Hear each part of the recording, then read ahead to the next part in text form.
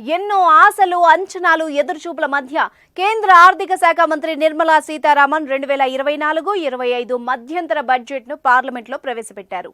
ఈ బడ్జెట్లో కీలక అంశాలు ప్రస్తావించారు.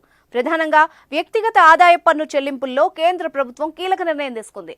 గతంలో ప్రకటించిన ఆదాయ పన్ను స్లాబ్నే కేంద్రం కొనసాగించింది. 7 లక్షల వరకు ట్యాక్స్ మినహాయింపును ఇస్తున్నట్టుగా కేంద్ర ఆర్థిక శాఖ మంత్రి నిర్మలా సీతారామన్ ప్రకటించారు. గజం కేవలం 15,500 రూపాయలతో 150 గజాల భూమి కేవలం 23 లక్షలు మాత్రమే. కార్పొరేట్ ట్యాక్స్ ను 30% నుంచి 22% తగ్గించినట్టుగా ఆమె వివరించారు. ప్రత్యక్ష పరోక్ష పన్నులు, దిగుమతి సుంకాల్లో ఎలాంటి మార్పులు లేవని తెలిపిన ఆమె ప్రత్యక్ష పన్నుల వసూళ్లు 3 రెట్లు పెరిగిన విషయాన్ని గుర్తు చేశారు. అదేవిధంగా 9 నుంచి 14 ఏళ్ల బాలికలు సర్వైకల్ క్యాన్సర్ బారిన పడకుండా చర్యలు చేపడుతున్నట్టు తెలిపారు. మెడికల్ కాలేజీల కోసం కమిటీలు ఏర్పాటు చేస్తామని నిర్మల పేర్కొన్నారు. పేద మధ్యతరగతి వారి ఇళ్ల సొంతింటి నిర్మాణం కోసం హౌసింగ్ స్కీమ్ తీసుకొస్తున్నట్టు వివరించారు. అలాగే పీఎం ఆవాస్ యోజన కింద రాబోయే 5 ఏళ్లలో 2 కోట్ల ఇళ్ల నిర్మాణం చేపట్టాలని లక్ష్యంగా పెట్టుకున్నట్టు నిర్మలా సీతారామన్ చెప్పారు. విద్యుత్ బిల్లుల భారాన్ని తగ్గించేందుకు రూఫ్ టాప్ సోలరైజేషన్ స్కీమ్ ను తీసుకురానున్నట్టు తెలిపారు.